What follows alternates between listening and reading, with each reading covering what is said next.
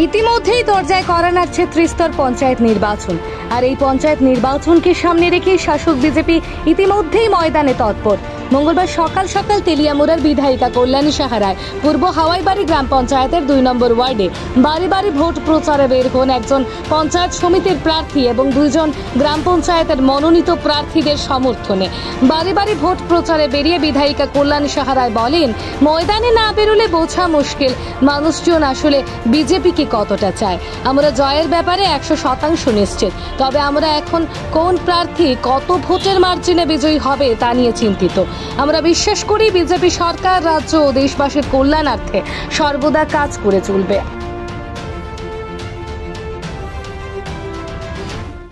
না আসলে গ্রাউন্ডে না আসলে বোঝা যাবে না যে মানুষ বিজেপিকে কতটা ভালোবাসে। আজকে আমি এই 2 নম্বর ওয়ার্ডে এসেছি হাওয়াইবাড়ি পঞ্চায়েতে।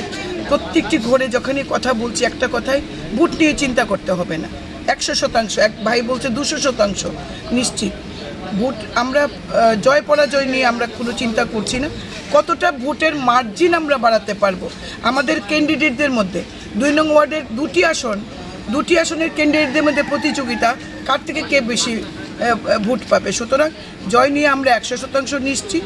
সবচেয়ে বড় কথা হলো, যেখানেই যাচ্ছি মানুষ সরকারি যোজনাগুলির বেনিফিটস মানুষ পেয়েছে, মানুষ খুব খুশি। প্রত্যেকটি বাড়িতে যাচ্ছি, ঘর পাচ্ছে, আয়ুষ্মান ভারত কার্ড আছে, ভাতা আছে 2000 টাকা,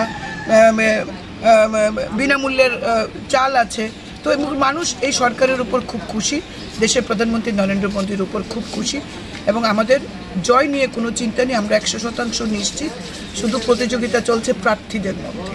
আজকে আপনারা কোন কোন এলাকায় বেরিয়েছেন? আজকে আমরা হাওয়াইবাড়ি পঞ্চায়েতের 2 নং ওয়ার্ডে বেরিয়েছি। এখানে আমাদের পঞ্চায়েত সমিতির মেম্বার রয়েছেন সোমা দাস, আমাদের প্রার্থী শিখা দেবনাথ রয়েছেন এবং নিরঞ্জন শর্মা রয়েছেন। আমাদের জেলা পরিষদের প্রার্থী তিনিও আসছেন। আমরা 2 নং ওয়ার্ডে প্রত্যেকটি মানুষের সাথে জনসম্পর্ক করছি এবং বিগত দিনেও জনসম্পর্ক হয়েছে, উঠান সভা, পথসভা, এগুলি হচ্ছে। একটা মহল এখানে আছে যেটা দিয়ে আমরা মানুষের মধ্যে যে পজিটিভ একটা বার্তা আমরা পাচ্ছি।